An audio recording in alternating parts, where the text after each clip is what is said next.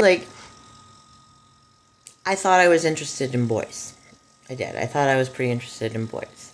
Um, and I thought the problem was I just hadn't met the right boy.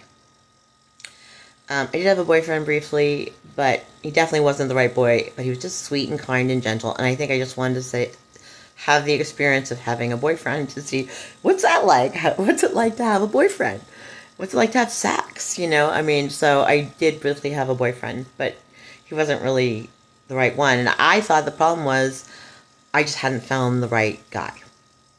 And believe me, there's a lot of men who were interested in me because I'm a woman, and maybe because I was not very interested in them. I don't know, but a lot of men were interested in me, and I was often clueless to the fact that they were interested in me.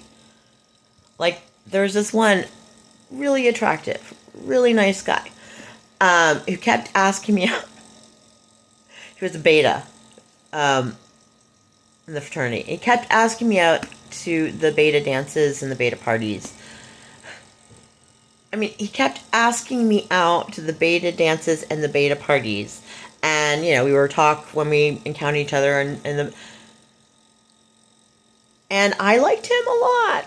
He was actually really good looking. I liked him a lot. And he never really, he was very respectful, I guess. Because obviously he probably liked me, right? He probably wanted me. I was hoping I'd be his girlfriend. And it never occurred to me. I mean, literally one night, at the time I was sort of experimenting with acid a bit, and I had a couple of things of acid.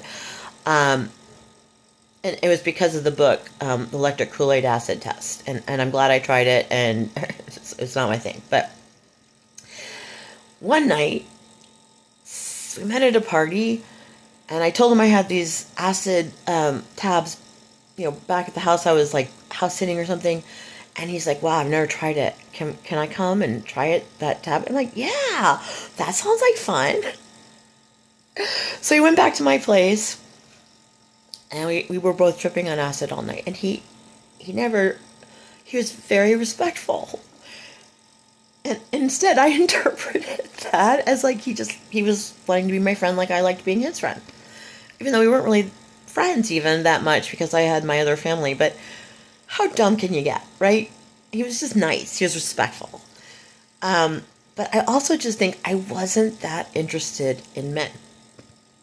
Now I know, right? Because I was in love with Sophia. I was so in the closet, right? This was being gay. I mean, it's not like I morally felt like being gay is wrong. No, I just couldn't imagine that I was gay. In fact, my Aunt Joyce, who was like my mother, she saw something between me and Sophia, like some kind of sensual connection or whatever, and she would often question me, is there something between you and Sophia? And I would get offended, like, of course not.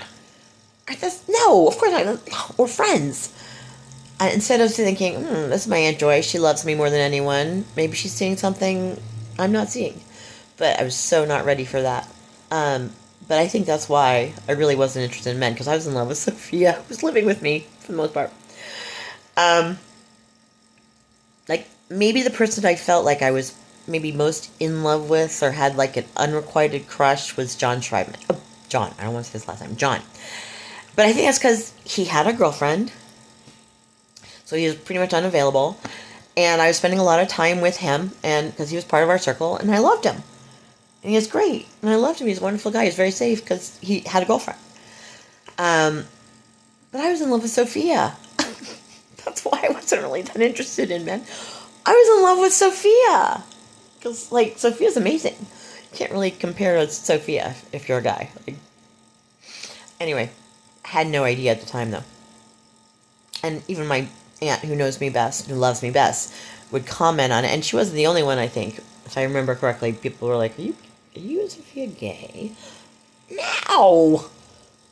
Of course not. Yes, we were gay. Or I was, anyway. I don't know. I don't know about Sophia, but I've asked her to marry me from a long distance, and she didn't respond. So I'm going to think, maybe that's not her thing. But I've been in love with her my whole life. Since college. So, I mean, I've lived a very closeted life, right? I was married. I've dated men primarily, but Sophia's the love of my life. How crazy is that?